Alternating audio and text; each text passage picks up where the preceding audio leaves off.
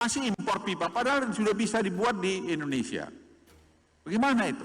Nah, kecintaan kita kepada idealisme itu kita menurut saya kurang. Ada pejabat tinggi Pertamina kemarin tuh dipecat presiden langsung. Oh, saya bilang, Pak, Bapak udah bilang, ya sudah. Alasan ditanya, alasan saya TKDN. Itu aja saya bilang. Ya ada, kamu cek aja siapa yang diganti.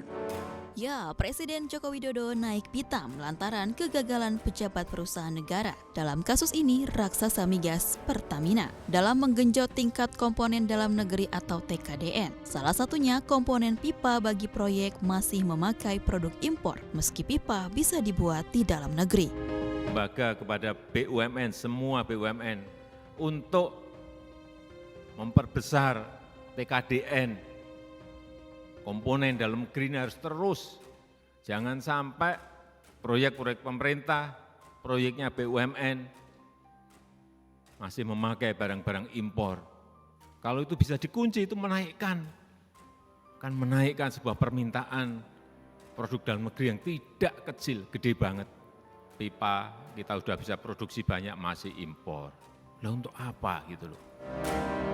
TKDN merupakan penggunaan komponen dalam negeri pada barang maupun jasa yang dinyatakan dalam persentase. Tujuannya mendukung produk lokal sehingga bisa memberikan nilai tambah bagi perekonomian, menyerap tenaga kerja, serta berdaya saing secara nasional, regional, dan internasional.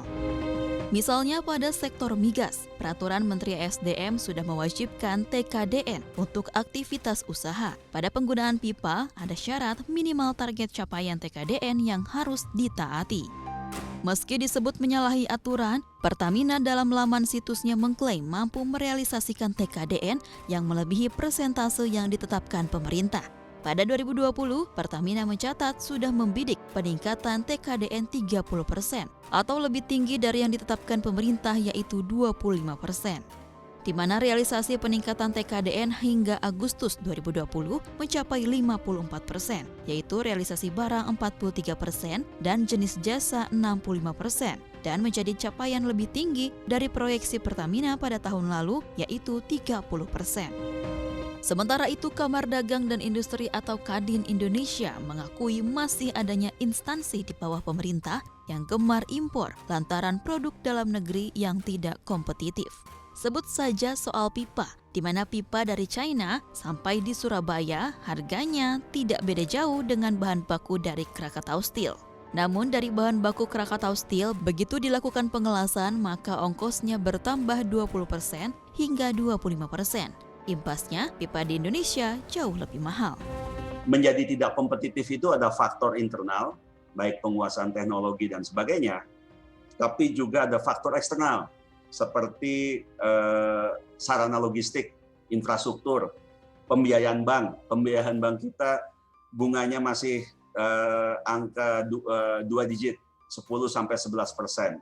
Sementara kalau di negara besar seperti Cina, itu bisa angka di bawah 4-5%. Indonesia memang lebar-lebar membuka perdagangannya dengan berbagai negara, terus lewat perjanjian antar negara maupun kawasan. Namun, bukan berarti kemudahan akses pasar asing ini berujung membuat Indonesia menjadi korban mata rantai dunia.